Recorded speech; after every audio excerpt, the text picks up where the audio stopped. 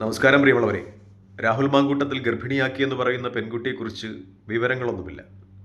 ഇനി ഇത് വല്ല ദിവ്യഗർഭമാണോ, ഇതിഹാസങ്ങളിലും പുരാണങ്ങളിലുമൊക്കെ നമ്മൾ വായിച്ചതുപോലെ എന്നറിയില്ല. കാരണം സാധാരണ ഇങ്ങനെ സംഭവങ്ങൾ ഉണ്ടാകുമ്പോഴൊക്കെ ഇരയുടെ പേര് കാണിക്കുക മാധ്യമങ്ങളിൽ പതിവില്ല, ദൃശ്യമാധ്യമങ്ങളിൽ പതിവില്ല. അതിങ്ങനെ ബ്ലറാക്കിയിട്ട് അവരുടെ സംസാരമൊക്കെ കാണിക്കും, അതുമായി ബന്ധപ്പെട്ട ഡീറ്റെയിലൊക്കെ അവർ പറയും. പക്ഷേ ഇതൊന്നും ഉണ്ടായില്ല.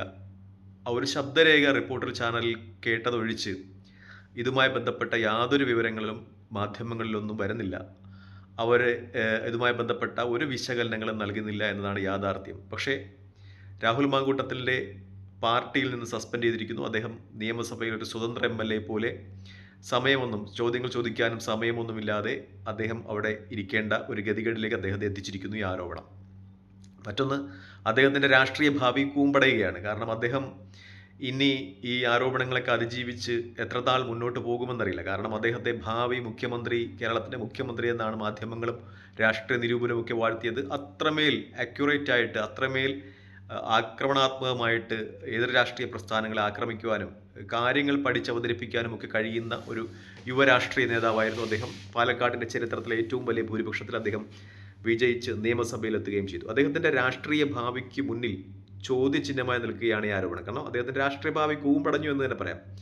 ഇപ്പോൾ ഈ ആരോപണങ്ങളൊന്നും അതിജീവിച്ച് ഒരുപക്ഷെ ഇനി അദ്ദേഹത്തിന് മുന്നോട്ട് പോകാൻ കഴിയില്ല. ഒരുപക്ഷെ ഈ കാലാവധി പൂർത്തിയാകുന്നതുവരെ അദ്ദേഹത്തിന് നിയമസഭ സാമാജികനായി തുടരാം. അടുത്ത നിയമസഭാ ഇലക്ഷനിൽ കോൺഗ്രസ് ഒരുപക്ഷെ പാലക്കാട് അദ്ദേഹത്തിന് സീറ്റ് കൊടുക്കുവാനുള്ള സാധ്യതയും ഇല്ല. കാരണം കോൺഗ്രസിനെ സംബന്ധിച്ച് അവരിപ്പോൾ ശ്രദ്ധിക്കുന്നത് CPM പോലെയോ BJP പോലെയല്ല തങ്ങൾ ആരോപണങ്ങൾ വരുന്ന പാർട്ടി എത്ര വലിയ പാർട്ടിയിൽ ഉന്നതനായാലും നടപടിയെടുക്കും എന്ന് ജനങ്ങളെ ബോധ്യപ്പെടുത്താനുള്ള തന്ത്രപ്പാടിലാണ് കോൺഗ്രസിൻ്റെ നേതൃത്വം. അതിന് ഒരുപക്ഷെ അവർ രാഹുൽ മാങ്കൂട്ടത്തെ ബലികഴിച്ചേക്കാം എന്ന കാര്യത്തിൽ സംശയമില്ല. പക്ഷേ ചോദ്യങ്ങൾ ഉയരുകയാണ്.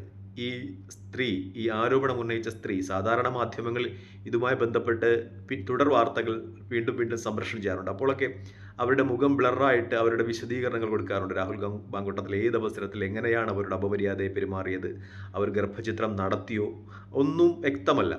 നടത്തിയോ നടത്താതിരിക്കുകയോ ഒന്നൊന്നും വ്യക്തമല്ല. ഈ കാര്യങ്ങൾക്കൊരു വ്യക്തത വരുന്നില്ല. ഒരുപക്ഷെ അവർ രാഹുൽ മാങ്കൂട്ടത്തിനെ ചില സ്ത്രീകളൊക്കെ ഭീഷണിപ്പെടുത്തുന്ന പോലെ നിങ്ങളുമായിട്ടുള്ള ബന്ധത്തിൽ ഞാൻ ഗർഭിണിയായി എന്ന രീതിയിൽ അവർ പറഞ്ഞതാണോ ഒന്നും വ്യക്തമല്ല. കാര്യങ്ങളൊന്നും വ്യക്തമാകുന്നില്ല. രാഹുൽ മാങ്കൂട്ടത്തിൽ ആകെ ബലിയാടായി നിൽക്കുന്ന ഒരു സന്ദർഭമാണ് നമ്മൾ കാണുന്നത്. കാരണം BJPയും CPMനെയും ഇത്ര വ്യക്തമായി ആക്രമിച്ചിരുന്ന, തൻ്റെ രാഷ്ട്രീയ പ്രസ്ഥാനത്തിന് വേണ്ടി പ്രതിരോധിച്ചിരുന്ന ഒരു നേതാവ് ഒറ്റ നിമിഷം കൊണ്ട് ഒന്നുമല്ലാതായി തീരുന്ന അതാണ് നമ്മൾ കാണുന്നത്. കാരണം ഇനി അദ്ദേഹം അത് അതിജീവിച്ച് വരുമോ എന്ന കാര്യത്തിൽ സംശയമാണ്. കാരണം അത്രമേൽ അദ്ദേഹം നാറിക്കഴിഞ്ഞു ഈ രാഷ്ട്രീയത്തിൽ മാത്രമല്ല ജനങ്ങളുടെ ഇടയിലേക്ക്. അപ്പോൾ അദ്ദേഹത്തെ പരസ്പരം തേജോവധം ചെയ്യുവാനുള്ള ഉദ്ദേശമായിരുന്നു ഇതിൻ്റെ മുന്നിൽ എന്ന രീതിയിൽ സംശയങ്ങൾ ഉണ്ടാവുക സ്വാഭാവികമാണ്. കാരണം ഇത് ഇങ്ങനെ ഒരു വാർത്ത ഉണ്ടാകുമ്പോൾ തുടരെ ആ ഇരയായ സ്ത്രീകളുടെ വിശദീകരണങ്ങളും വിശകലനങ്ങളും ഒക്കെ ഉണ്ടാകുകയാണ്. ഞാൻ നേരത്തെ പറഞ്ഞതുപോലെ ഈ ഫേസൊക്കെ ബ്ലറാക്കിയിട്ട് അവരുടെ അഭിമുഖങ്ങളൊക്കെ ചാനലുകൾ പുറത്തുവിടുന്ന ഒരു സമ്പ്രദായമുണ്ട്. ഇപ്പോൾ ഇതൊന്നും കാണുന്നില്ല എന്നാണ് ഏറ്റവും പരമപ്രധാനമായ ഒരു വാസ്തവം.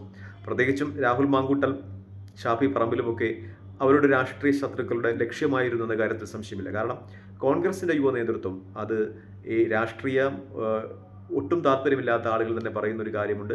കോൺഗ്രസിൻ്റെ രാഷ്ട്രീയ നേതൃത്വം അവരുടെ വലിയ സമ്പത്തായിരുന്നു. രാഹുൽ മാങ്കൂട്ടത്തിലും അബിൻ വർക്കിയും ഷാഫി പറമ്പിലുമൊക്കെ ഉൾപ്പെടുന്ന വിഷ്ണുനാഥും ഒക്കെ ഉൾപ്പെടുന്ന VT ബൽറാമൊക്കെ ഉൾപ്പെടുന്ന രാഷ്ട്രീയ യുവ നേതൃത്വം അവരുടെ വലിയ ഒരു സമ്പത്തായിരുന്നു. ആ സമ്പത്തിനെ അവരുടെ രാഷ്ട്രീയ എതിരാളികൾ ലക്ഷ്യം വെച്ചു തകർക്കുവാൻ ശ്രമിച്ചു എന്നതാണ് ഏറ്റവും വാസ്തവമായിട്ട് എനിക്ക് തോന്നുന്നത്. അതിലൊരു പക്ഷേ കോൺഗ്രസ് നേതാക്കന്മാരും തങ്ങളുടെ ഇമേജ് സംരക്ഷിക്കുക എന്ന രീതിയിൽ വീണിട്ടുണ്ടാകും എന്നതാണ് ഏറ്റവും വലിയ വാസ്തവമായി എൻ്റെ വിശകലനം. തൽക്കാലം ഈ വീഡിയോയുമായി ഇവിടെ വാങ്ങിയാണ്. മറ്റൊരു വീഡിയോയുമായി കാണുന്നവരെ നന്ദി, നമസ്കാരം, ജയ് ഹിന്ദ്.